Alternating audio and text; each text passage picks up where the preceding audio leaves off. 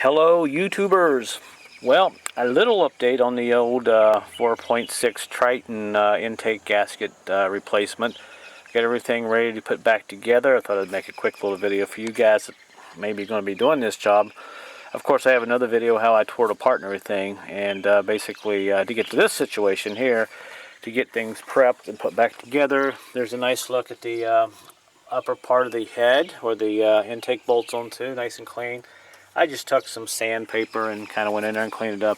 Had a lot of crap down there. I cleaned all that out, vacuumed it out, and it seems like it's pretty good. I am ready to go. Now my intake is inside the garage over here. I've got a couple of other things there. Let me turn this music down. You can only do so much Bon Jovi in one day. Turn this down real quick.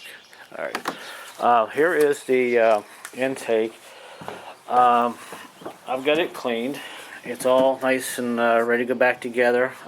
This piece here, there's a bottom plenum that goes here. There's an air intake valve right there on the bottom of this plenum. Make sure you don't break it. That's kind of cool. I've never seen one of those. I had to go online and look that up, but that's what they call it.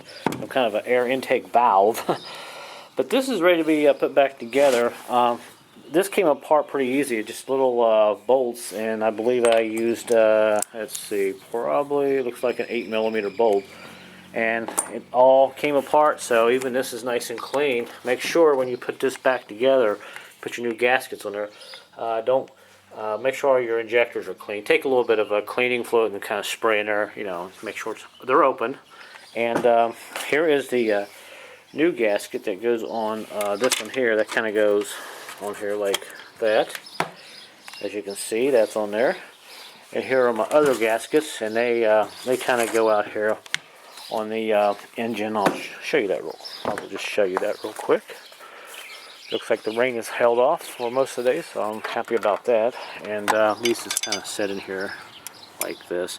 What's nice is they got these little tabs right there that go down on the head, hold them in place. That way when you put that head back on there, or the intake I should say, you don't have any issue with this moving around. So that one kind of goes like that. And the new one here, let's see, goes like this. Just make sure your surface is nice and clean when you put it all back together, and you shouldn't really have any major issues or anything. Actually, I think this one goes over here like this. There we go. Goes in the back because that little tab goes in that hole back there. Alright, there we go. But that's ready to be put back together. And all I have to do now is bolt this bottom plenum back onto this upper plenum, which is ready to be put back together. All those bolts you access are up here on the top. They're very easy to get to. I use, like I said, a little socket, and I used one of these guys. It makes life easy sometimes. And I'm basically ready to put this back together. That noise is not a tornado siren. That's a fire department's noisy little siren. So I thought I'd just make this quick video. Just make sure all your gasket material and stuff, the surfaces are nice and clean, and bolt all this down, and put it back together. You really shouldn't have any issues. But I just want to kind of show you that this is kind of a two-piece deal on this Expedition, the Triton engine for the 2000 model.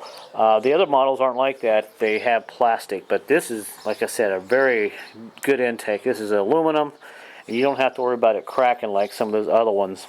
And why this piece is plastic, I bolted on there, I have no idea. You would have thought this would have been one piece aluminum, but they decided to do this with some kind of plastic. But hey, I'm no engineer. So we'll go out here and take one more look at the, oh, by the way, here was the old gasket that was on that bottom plenum intake. It was shot. It's completely flat there. You can't even see any gasket material there that would even seal that lower intake plenum.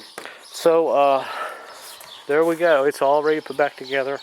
So hopefully maybe I can help somebody out to give you some idea what this job takes. I did 3 hours yesterday and about 3 hours today, and well, that'll include putting this all. I should have it done here in about 2 hours. I did about an hour of cleaning. and kind of getting things prepped to put back together. So it's about a 6-hour job if you take your time and don't have any major issues and don't break anything. So there you go. There you have. If you have any questions or anything, I'll try to answer them. But good luck out there, and thanks for watching, everybody. Take care.